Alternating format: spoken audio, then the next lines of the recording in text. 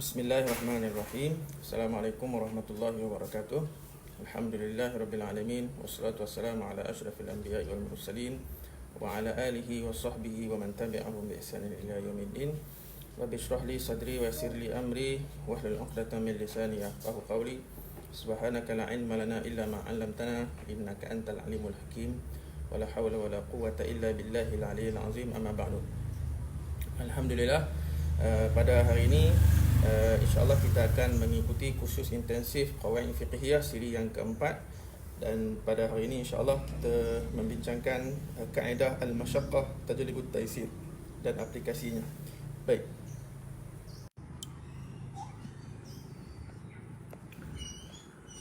Okey, dari segi pendahuluan, kalau kita melihat dalam syariat Islam kita ini, pentaklifan yang Allah Subhanahu Wa Taala wajibkan kepada mukallaf ialah kewajipan ataupun tanggungjawab yang berdasarkan kemampuan manusia untuk lakukan. Jadi dalam syariat Islam ni, Allah tidak akan mentaklifkan dengan satu bebanan yang tidak mampu dilakukan oleh mukallaf ataupun oleh manusia. Okey, sebab Allah Subhanahu Wa Taala yang menciptakan manusia, dan Allah tahu keupayaan manusia itu untuk melakukan ibadat yang diwajibkan. Okey. Jadi kalau kita cek dalam fiqh, dalam syariat Islam kita ni, tidak ada satu ibadat pun yang tidak boleh dilakukan oleh manusia. Semuanya dalam kemampuan, dalam lingkungan kemampuan manusia, khususnya orang Islam, untuk melakukannya. Sama ada puasanya, hajinya, solat, zakat dan sebagainya. Okay. Tetapi ada keadaan-keadaan tertentu yang Allah Subhanahu Wa Taala meraihkan ketidakupayaan seseorang individu dalam melaksanakan ibadat. Sebab itulah keadaan manusia ni dia tidak sama antara satu sama lain. Jadi jangan kita kata kenapa aku boleh buat, orang tu tak boleh buat. Ya, sepatutnya orang tu boleh buat sebab aku boleh buat. Okey, sebab saya teringat dalam satu program saya menceritakan tentang keringanan yang ada dalam syariat Islam tentang rukhsah berkenaan dengan bolehnya kita mengambil wuduk dengan salji. Okey.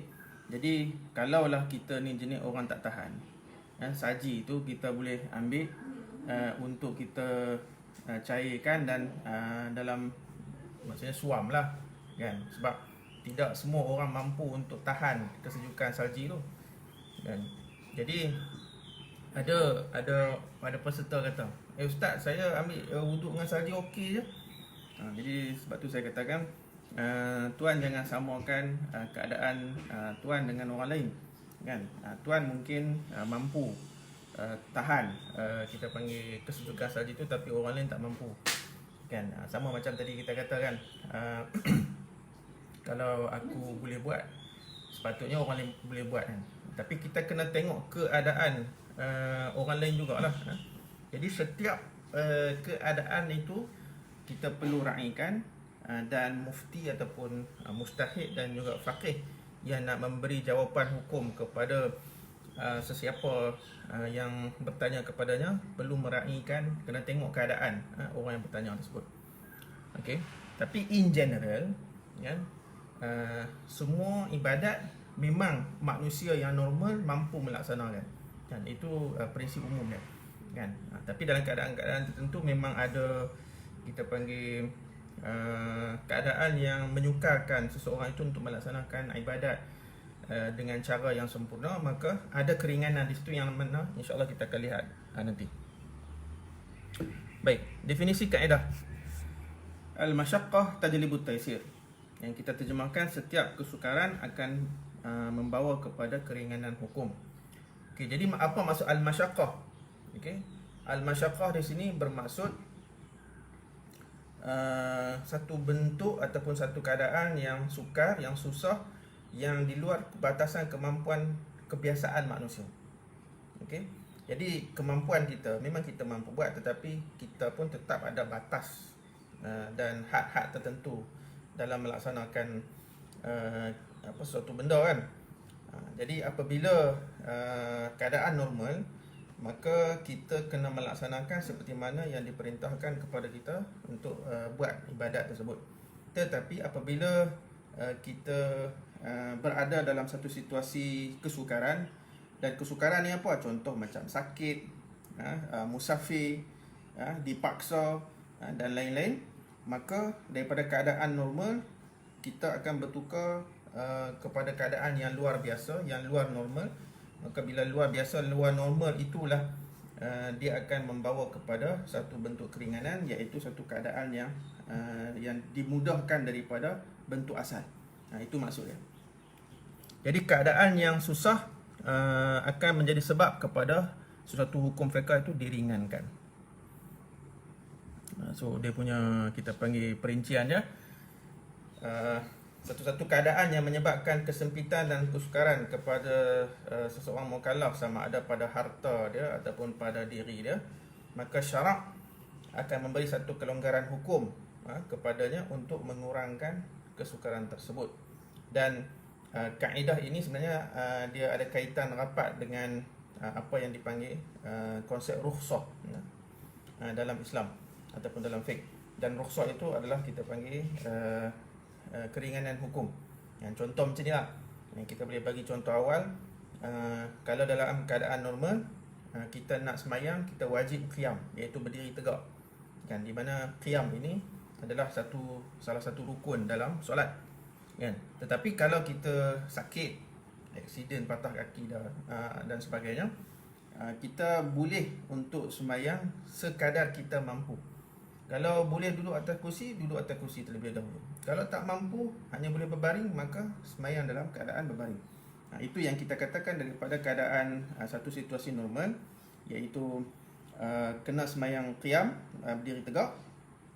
Nanti disebabkan kita sakit, patah kaki dan sebagainya, kita berpindah kepada satu keadaan yang dipanggil rukhsah, yang diringankan. Makna kata hukum asal kena berdiri, qiyam, tapi bila rukhsah itu diringankan, so kita bolehlah sembahyang duduk ataupun berbaring dan mengikut keadaan yang kita mampu buat. Okey. Tapi persoalan yang menarik ialah, adakah semua jenis masyaqqah, adakah semua jenis kesukaran itu boleh diambil kira untuk meringankan hukum? Kan? Okey. Jadi kita kena tengok dan kita kena faham bahawa sebenarnya masyaqqah ni ada dua lah, yang kita katakan. Satu dia panggil masyaqqah biasa, iaitu kesukaran yang masih mampu ditanggung manusia. Sebab dalam apa-apa perbuatan, dia tidak akan lari daripada ada kesukaran-kesukaran tertentu. Kita nak makan, ada kesukaran, sebab nak kena masak dulu, nak kena pergi beli barang dulu kan. Mana ada tiba-tiba ada makanan atas meja. Tapi sekarang ni ada Food Panda, Grab Food dan sebagainya, itu pun sukar juga. Sebab apa? Sebab nak ada makanan atas meja kita, nak ada orang hantar makanan dekat kita, kita kena install app tu terlebih dahulu kan. Kita kena ada duit, sama ada COD ataupun kita transfer online tu kan.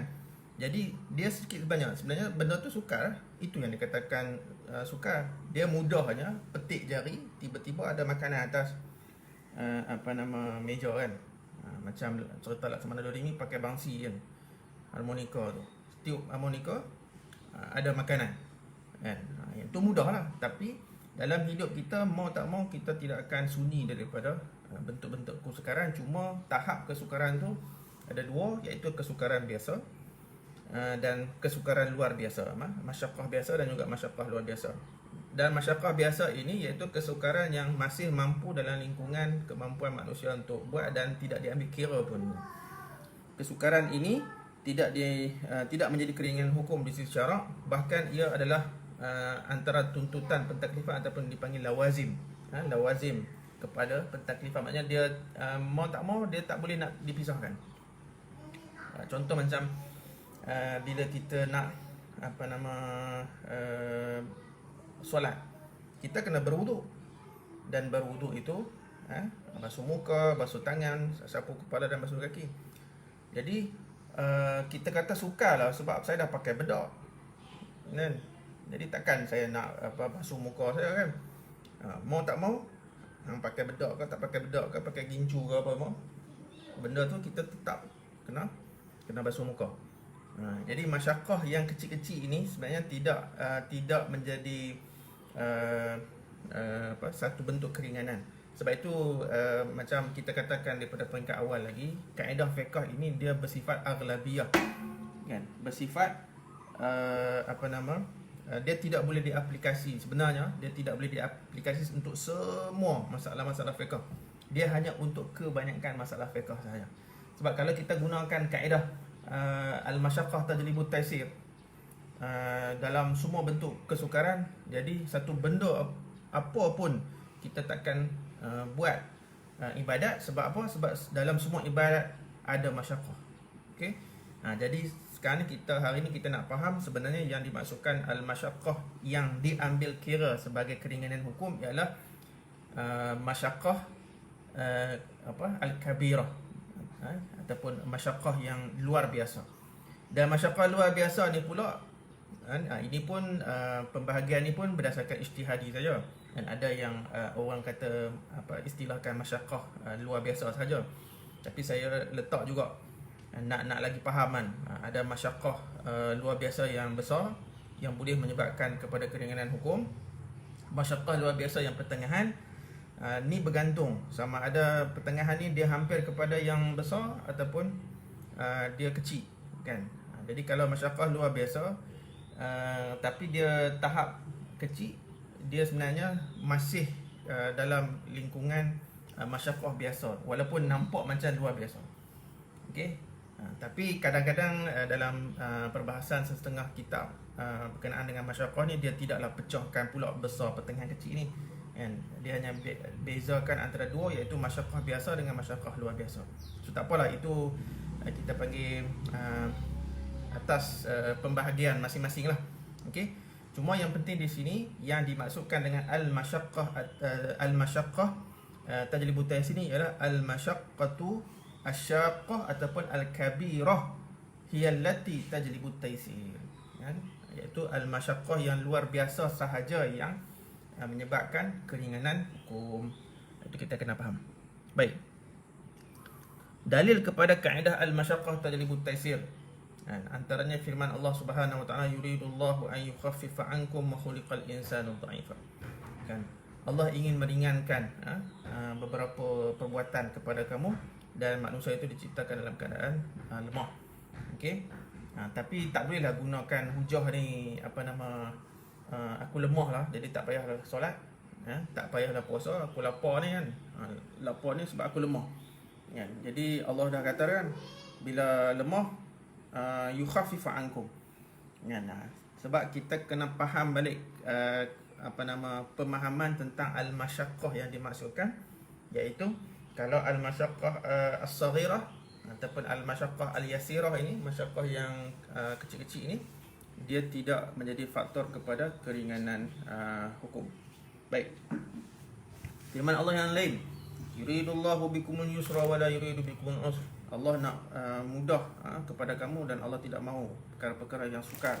Dan maksudnya bila berlaku tahap kesukaran itu, akan adalah kita panggil keringanan hukum di situ. Wa ma ja'ala 'alaikum fid din min haraj kan, surah al-hajj kan. Tidaklah Allah jadikan kesusahan dalam agama. Okey, yang maksud haraj ni ialah al-harajul kabir, masyaqqah kabirah. Masyaqqah yang saghirah tetap ada. Okey, bila sebut hidup manusia ni memang akan ada kesukaran, cuma yang kecil, kesukaran kecil ataupun kesukaran besar. La yukallifullahu nafsan illa wus'aha. Allah tidak akan mentaklifkan suatu perkara ataupun satu ibadat kecuali dalam lingkungan kemampuan manusia untuk melaksanakan. Ini antara dalil-dalil yang menunjukkan bahawa dalam syariat Islam ini Allah Subhanahu wa taala memberikan satu keringanan kalau berlaku apa-apa masyaqqah ataupun apa-apa kesukaran yang besar. Dalil daripada hadis Antaranya Rasulullah sallallahu alaihi wasallam menyebut yassiru wala tu'assiru, basyiru wala tunaffiru. Okey, pemudahkanlah dalam fatwa kamu, jangan kamu susah-susahkan orang. Okey, kalau untuk diri sendiri, amalan diri sendiri, kalau kita nak syadid, silakan. Tapi kalau untuk orang awam dan kita kena raikan, sebab itu mufti ni dia bukan sewenang-wenang bila orang datang tanya terus jawab kan. Dia kena ada juga sedikit penyiasatan kan, tanya kamu ni daripada mana kan, negeri mana, mazhab apa, kenapa perlu kita tanya mazhab? Sebab kalau dia tu bermazhab Maliki, kita menjawab berdasarkan mazhab Syafi'i kan. Jadi mungkin agak sukar bagi dia kan. Cuma kita berada di Malaysia kan, jadi sesiapa sahaja yang berada di Malaysia, dia pun kena raikan juga pandangan-pandangan mazhab Syafi'i kita. Sebab itu nak jadi mufti ni bukan senang-senang dan bukan mudah.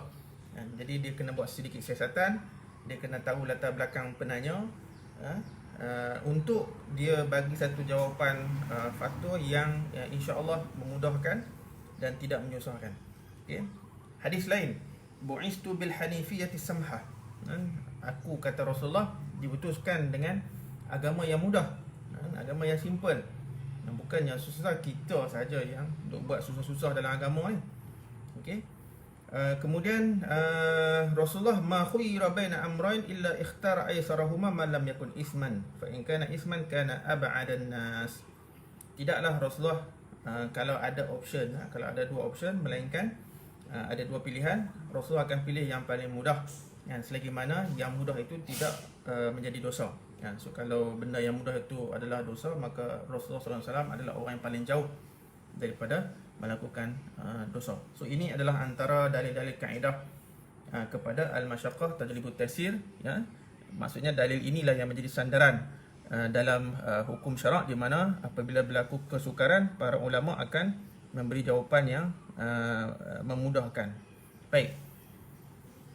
So seterusnya kita lihat apakah faktor-faktor keringanan kepada hukum kan, iaitu keadaan-keadaan luar biasa yang boleh menyebabkan keringanan kepada hukum.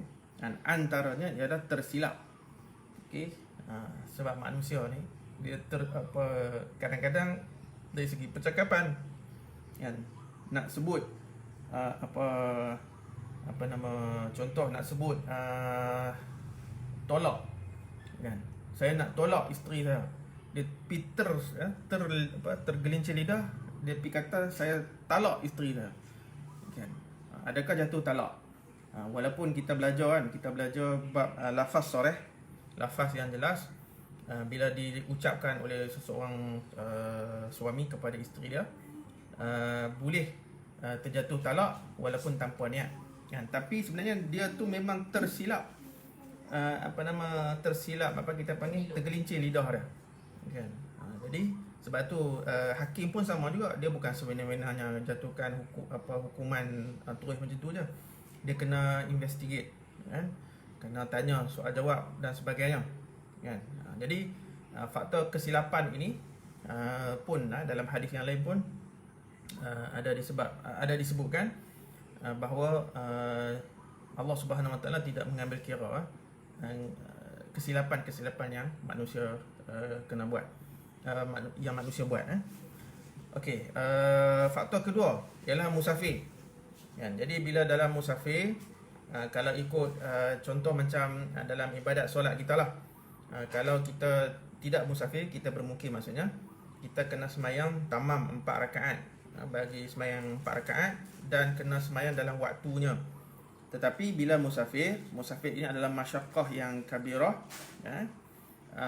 maka ia adalah faktor keringanan untuk dibolehkan semayang jamak ataupun semayang qasar kan. Okey, kemudian faktor lain, faktor yang meringankan hukum ialah sakit.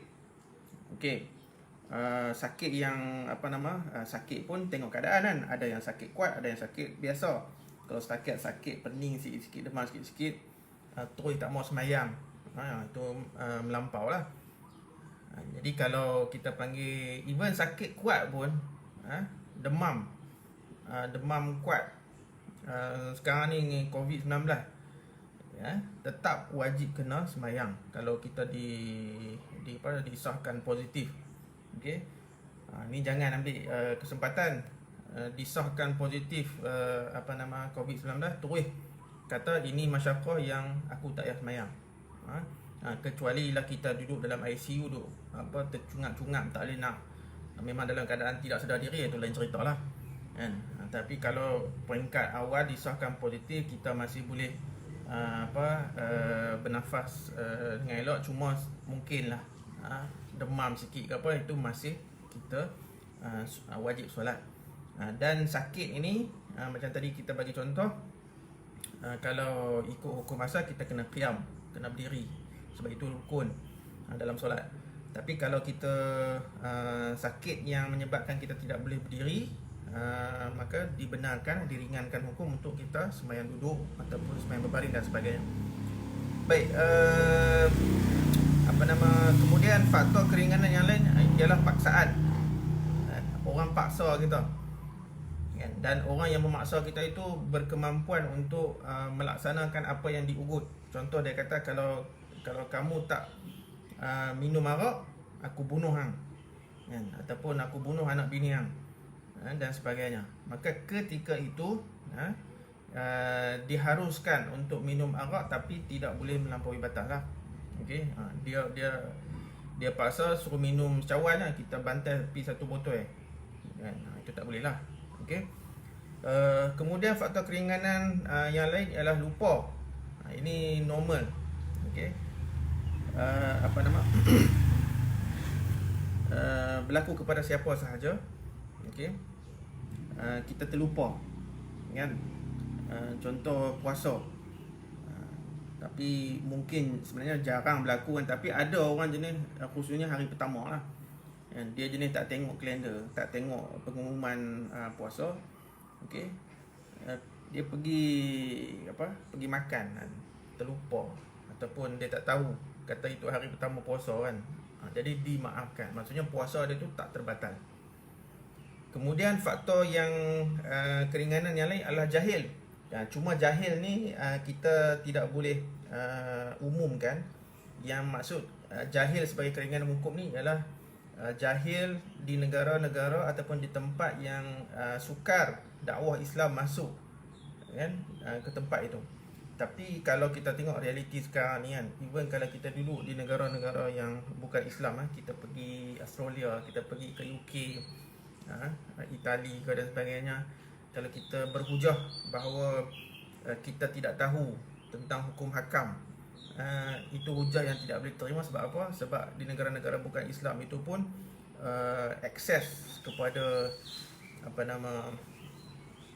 dakwah itu ada. Orang Islam beribu ada dekat sana, sama ada Arabnya, Pakistannya, orang Malaysia sendiri kan. Jadi kejahilan yang dimaksudkan di sini ialah kalau memang betul-betul dia duduk di negara komunis, contoh dekat Korea Utara kan, propaganda yang dilakukan kan, memang dakwah payah nak sampai di situ. Ataupun dia memang duduk dalam hutan, geng-geng Amazon ke apa semua kan, dan pendakwah tak ada siapa berani nak pergi sana kan. Kalau pendakwa Kristian ataupun traveler yang suka adventure ni, dia orang pergi, depa suka lah pergi sana. Tapi kita siapa nak pergi dakwah orang Amazon ya. Jadi orang asli pedalaman, so kalau mereka tidak tahu hukum hakam, itu dimaafkan. So kalau mereka tak semayang, tak berdosa ya, sebab dakwah tak sampai kat mereka. Okey, kemudian faktor yang lain ialah umum balwa. Okey, umum balwa ni apa? Umum balwa ni adalah satu keadaan yang sukar kita nak elak. Dan umum balwa ni dia ada dua. Satu, disebabkan terlalu banyak benda tu berlaku sehingga kita sukar nak elak. Contoh macam katakan di setengah tempat ataupun di setengah masjid, burung cak rumah tu kan cukup banyak. Okay. Jadi dia masuk dalam masjid tu satu hal lah, tapi dia berak merata tempat penuh dalam masjid tu kan. Jadi macam mana kita nak buat?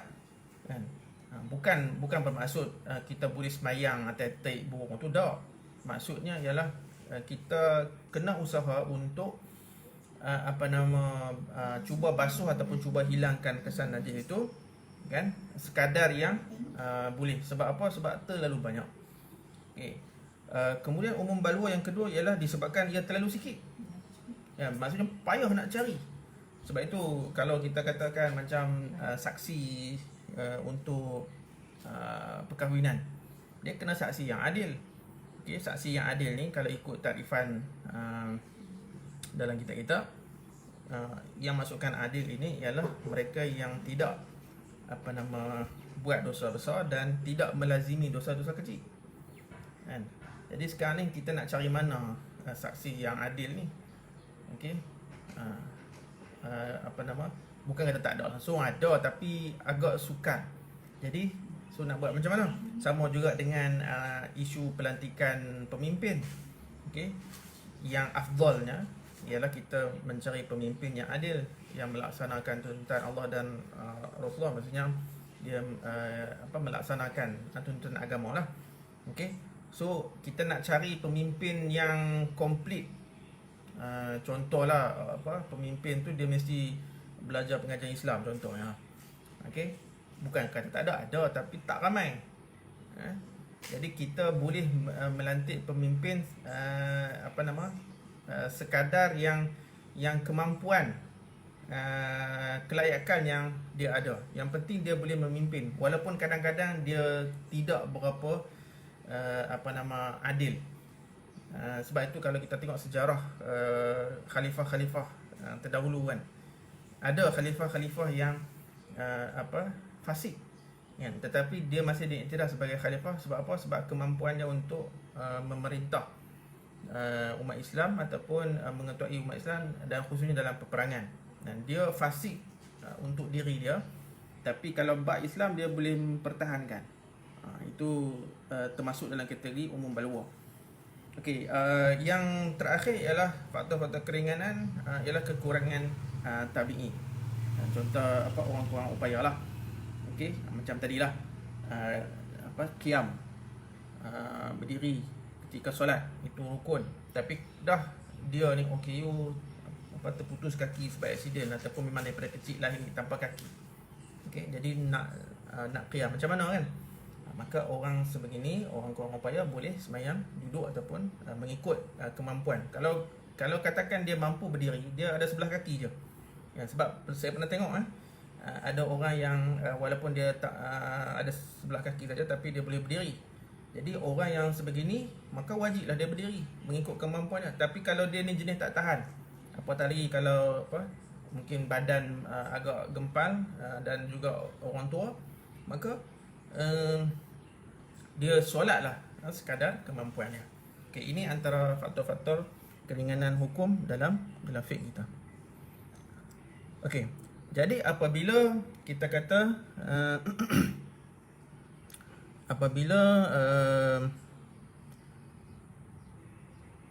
berlaku keringanan hukum, kan?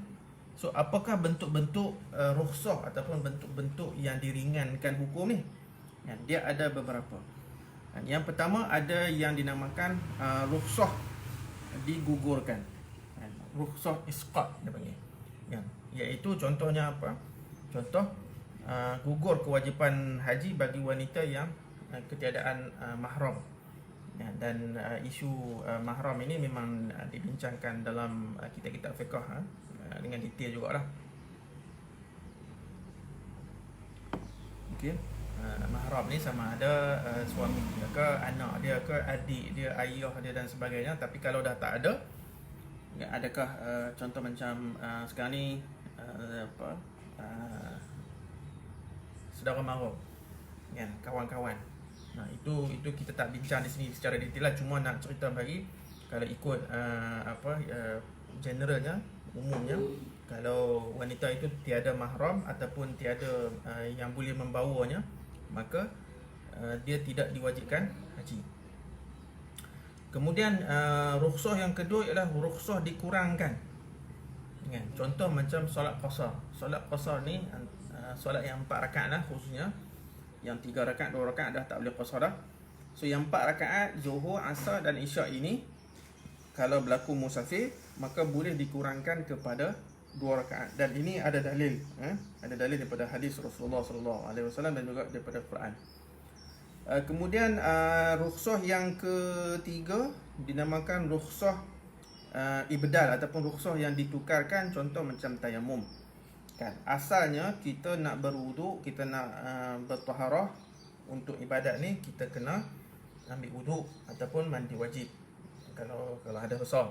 Tapi kalau air tak ada, kan, air terputus ataupun memang tempat tu di padang pasir memang air tak ada, maka kita boleh tukar dengan tayamum. Okey, kemudian rukhsah yang seterusnya ialah rukhsah takdim, iaitu berlaku kesukaran maka kita boleh melaksanakan jamak takdim, iaitu kita mendahulukan solat yang kedua ke dalam waktu yang pertama. Contoh kita buat asar dalam waktu zuhur, isyak dalam waktu maghrib. Kemudian rukhsah takhir, iaitu rukhsah mengkemudiankan, macam jamak takhir, iaitu kita melaksanakan solat pertama dalam waktu yang kedua, iaitu kita sembahyang zuhur di waktu asar, maghrib di waktu isyak. Okey. Kemudian rukhsah disebabkan darurat ataupun hajat. Ni selalu yang kalau kita biasa untuk baca kitab-kitab fiqh ni, kalau bab darurat ni dia cerita pasal makan babi ya. Kan? Jadi dalam keadaan darurat maksudnya kita pergi tempat tu memang tak ada benda lain kecuali babi. Ataupun dalam hutan kita tersesat. Kan? Banyak-banyak binatang yang kita jumpa semuanya babi. Kan? Tak babi, rimau. Tak rimau, gajah. Ya, jadi nak makan nak mana? Okey. Jadi kalau hanya ada babi saja dan kita memang darurat dah nak mati dah, maka kita diharuskan untuk kita makan benda yang haram. Kadar yang perlu sahaja, tidak boleh melebihi had sampai sendawa kenyang sangat kan. Sekadar untuk bagi ada kekuatan diri kita untuk hidup saja. Okey, kemudian jenis rukhsah yang seterusnya ialah rukhsah taghyir, iaitu yang berubah terus. Contoh macam solat khauf. Kalau ikut hukum asal, kita kena sembahyang menghadap kiblat, rokok, sujud dan sebagainya tu kan. Tetapi apabila dalam perang ni, okey, bila dah ni tahap musuh dah serang dah ni, bukan musuh di persepadanan, tapi memang musuh dah serang dah, maka solat khauf ni kita boleh sembahyang tanpa meraihkan rukun solat. Kan, sama ada kita menghadap kiblat ataupun tidak, kita rokok ataupun tidak, sujud ataupun tidak, ni dalam perang ni, ya, dibenarkan untuk kita tidak mengikut rukun. Dan ini adalah bentuk-bentuk ataupun jenis-jenis rukhsah yang dibenarkan ataupun diberikan kepada mereka yang dalam keadaan masyaqqah yang besar.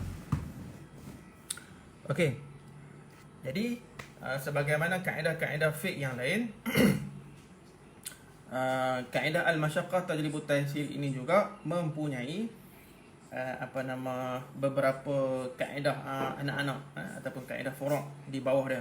Antara yang famous ad-darurat tubihul mahzurat, benda yang terlarang, benda darurat ataupun perkara situasi darurat akan membenarkan perkara yang dilarang sebelum itu. Macam tadilah, babi haram, arak haram. Tapi kalau dalam keadaan darurat ni sama ada mati ataupun hampir mati, kan? Ataupun dalam akan menyebabkan satu situasi yang teruk sangat, maka dibenarkan perkara-perkara yang diharamkan sekadar perlu. Dan bukan dibenarkan tu sewenang-wenangnya, tapi dikaitkan dengan kaedah kedua, ad-darurah tuqaddar biqadariha, iaitu setiap darurat itu dia ada kadar dia ada had dia, bukan sewenang-wenang macam tadi kan. Minum arak, kalau contoh kita terlekat tulang lah contoh, ataupun terlekat makanan kan, nak jadi cerita kita nak melepaskan tulang ataupun makanan yang ada dalam kerongkong kita ni, kita duk cari pi sana pi sini tak jumpa, sekepan nasi pun tak jumpa, air pun tak jumpa, tiba-tiba ada arak. kan. Kita dah duk tercungap-cungap nak mati ni, maka kita dibolehkan ataupun diharuskan ketika itu dan tidak berusaha untuk menengguk arak itu sekadar untuk menghilangkan lekat makanan itu, kan. Teguk satu sedap pula, kan. Tapi teguk kedua tu dah jadi haram lah, kan. Sebab apa? Ad-daruratu qadar biqadariha. Dan saya pun sama juga, saya takkan baca satu persatu dan saya tidak akan bagi contoh setiap kaedah-kaedah furu' ni. Ini sekadar kita panggil lintasan nak cerita bagi ini antara cabang-cabang kepada kaedah al-masyaqqah tajlibut taysir. So kerana kita tengoklah aplikasi kaedah ni yang ada dalam kitab-kitab fiqh, kitab-kitab fiqh, kan. Iaitu contoh macam tayamum menggantikan wudu. Kan, wuduk ni dalam keadaan normal, tapi bila berlaku keuzuran, maka dia meringankan hukum, iaitu kita boleh tukar kepada tayamum. Tayamum ni menggunakan debu tanah, kan. Darbatun lil wajhi dan darbatun lil yadain, satu tepukan untuk muka dengan niat dan satu lagi tepukan untuk kedua-dua tangan. Okey. Kemudian solat jamak dan qasar disebabkan kita musafir, kalau jamak ni ada perbahasan, tanpa musafir pun boleh jamak, dengan syarat ada keperluan tertentu. Kemudian solat duduk bagi mereka yang tidak mampu, kan. Al-masyaqqah tajlibut taysir, kan. Dah tak mampu berdiri, nak paksa dia berdiri juga, kan, tak boleh lah, ya, sebab Islam meraihkan ketidakupayaan individu. Okey. Kemudian solat bagi orang yang kencing tidak lawas, kentut tak lawas dan sebagainya, ataupun jenis darah, istihadah apa semua ni, kan. Jadi maksudnya sebelum dia solat, kalau macam kencing dengan darah ni, dia kena bersihkan kemaluan dia setiap kali waktu masuk. Okey, kemudian pakailah pad ke pampers ke ataupun lapik kain ke. Dan kalau darah dan air kencing tu masih lagi keluar ketika solat, itu dimaafkan. Sebab apa? Memang orang jenis ni dia ada penyakit, so kita tak boleh lah nak sama aku boleh je tahan, mana pernah terkencing dalam seluar, kan. Itu ni orang lain yang diuji oleh Allah berpenyakit, kan. Jadi kita tak boleh samakan lah. Okey. Jadi apakah contoh-contoh aplikasi kaedah al-masyaqqah tajlibut taysir yang kontemporari ni, kan? Boleh bagi tak, kan? Ini contoh macam ni lah tentang solat jamak. Okey. Kalau qasar, dia hanya boleh kalau berlaku musafir, iaitu lebih pada 2 marhalah, kan. Dan 2 marhalah ni pula mengikut ijtihad para ulama dalam menentukan maksud 2 marhalah tu. Ada yang kata 81 km, ada yang kata 86, ada yang 90. Okey. Jadi ada khilaf sikit kat situ, kan. Tapi still mereka mengatakan kalau nak qasar, syarat utamanya ialah safar, iaitu musafir. Tapi kalau sembahyang jamak, okey, dalam hadis pun pernah sebut Rasulullah solat jamak tanpa hujan dan juga tanpa musafir. Maksudnya ada keperluan untuk jamak. Jadi isu dia sekarang ni boleh tak? Contoh macam polis trafik yang bertugas pada waktu maghrib, waktu kemuncak, kan. Kalaulah contohlah berlaku kesesakan yang teruk,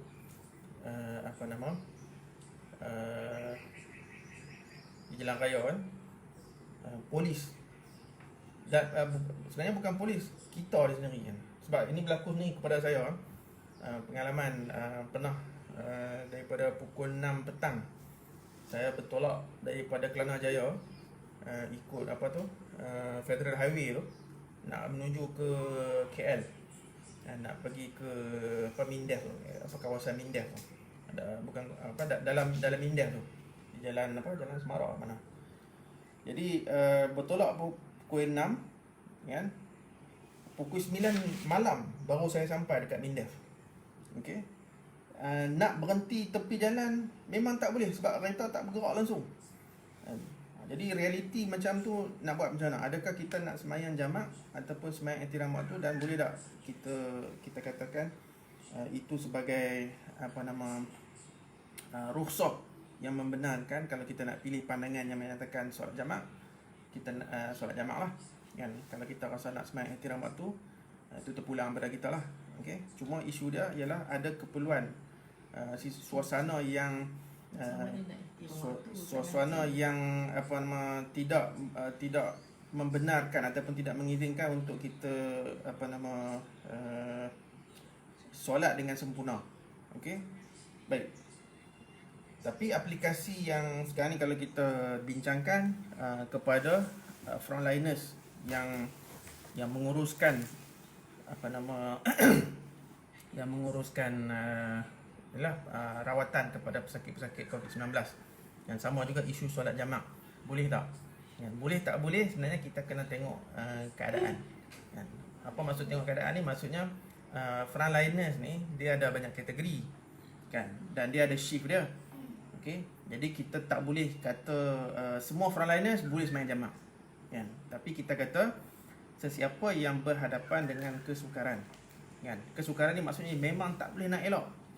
Okey, walaupun mungkinlah shift asalnya dia tidak melibatkan 2 waktu solat, tetapi dah disebabkan mungkin pesakit ramai. Okey, dan permintaan pihak atasan untuk dia teruskan kerja tu sehingga menyebabkan dia terpaksa bertugas sehingga melibatkan 2 waktu solat ini, dan dia tak sempat nak solat pada waktu yang pertama kan. Maka orang sebegini memang dah masuk di bawah kategori kesukaran al-masyaqqah yang tajlibut taysir, iaitu bagi orang sebegini dia boleh sembahyang jamak kan. Jadi kalau ada kesempatan, dia frontliners kan, tapi sebenarnya dia ada kesempatan untuk solat, maka dahulukan sembahyang dalam waktu berbanding sembahyang jamak. Kalau tak boleh nak elok betul, barulah sembahyang jamak kan. Ni kalau contoh smart team yang melibatkan penyelamatan mangsa bencana, sama juga sebab proses menyelamat ni dia kadang-kadang dia ambil masa kan, masa yang panjang. Kalau melibatkan ni golongan ni pun dibenarkan untuk sembahyang jamak. Okey. Kemudian ni kalau ni contoh saya sebut di sini sabun taharah tu. Ya. Apa maksud dia?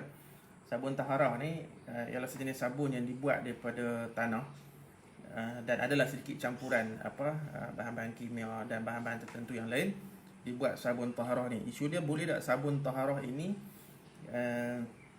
kita ganti kepada tayamum kan.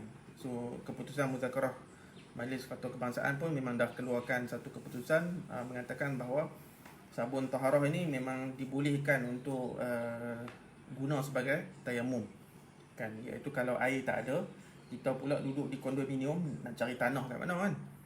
Jadi boleh beli sabun taharah ni buat simpanan di rumah.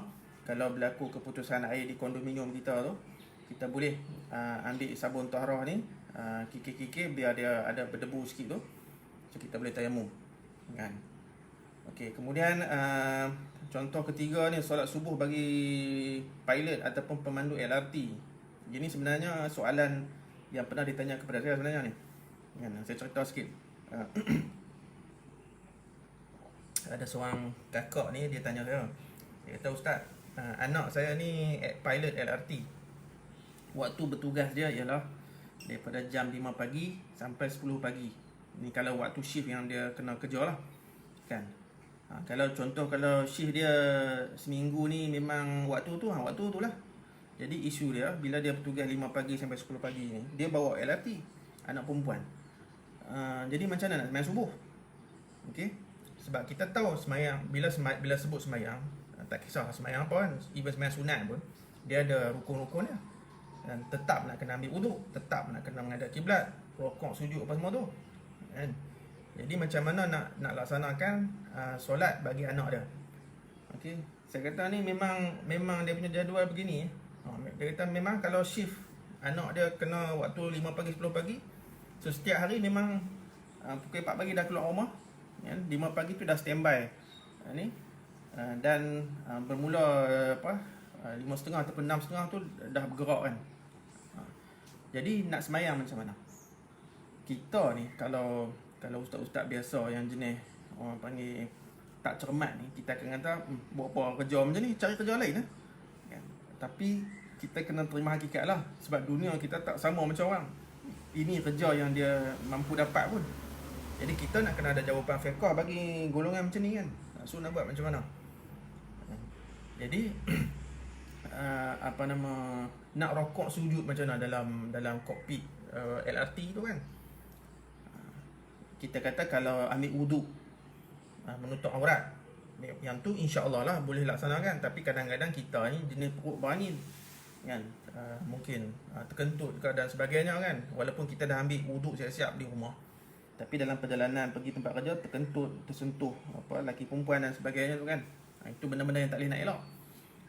Jadi bagi orang yang macam situasi pilot LRT ni yang bekerja 5 pagi 10 pagi itu dimaafkan, dan ini adalah satu masyaqqah yang luar biasa yang meringankan hukum bagi diri dia sahaja. Okey. Sebab apa? Sebab dia dalam keadaan yang memang sukar bagi dia untuk elok. So dia boleh semayang dia boleh semayang subuh waktu tu dengan keadaan yang dipanggil orang yang faqidut tahurain ataupun faqidul arkan wa syurut. Orang yang tidak boleh laksanakan rukun-rukun solat dan syarat-syarat dengan sempurna. Okey. Jadi itu contoh-contoh aplikasi kepada al-masyaqqah tajlibut taysir. Jadi harap-harapnya kita dapat manfaat daripada perbincangan kita hari ini. InsyaAllah mudah-mudahan Allah memberi satu kefahaman kepada kita untuk faham kaedah dan bagaimana ia diaplikasikan. Dan secara kesimpulannya, al-masyaqqah tajlibut taysir ni dia dikaitkan dengan al-masyaqqah al-kabirah ataupun al-masyaqqah ghairul mu'tadah, sahaja yang tajlibut taysir. Okay, kalau masyaqqah yang sikit-sikit itu tetap tidak boleh meringankan hukum. Jadi insya-Allah setakat itu saja khusus ataupun kuliah kita pada pagi ini. Apa yang baik itu datang daripada Allah Subhanahu Wa Taala, apa yang kurang itu datang daripada diri saya. Aqulu qawli hadza wa astaghfirullah li wa lakum. Wassalamualaikum warahmatullahi wabarakatuh.